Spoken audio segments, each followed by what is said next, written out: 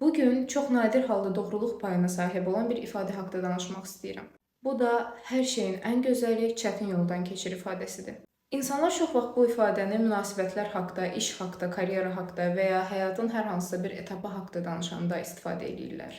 Bəzi mövzularda bu doğruluq payına sahib ola bilər. Məsələn, kiminsə bir ağır psixoloji pozuntusu var və ya səhhətində ciddi bir problem var və uzun müddətli müalicə terapiya tələb eləyir və bu terapiya hər nə qədər çətin olsa da nəticə olaraq gözəl bir nəticə əldə edirsiniz.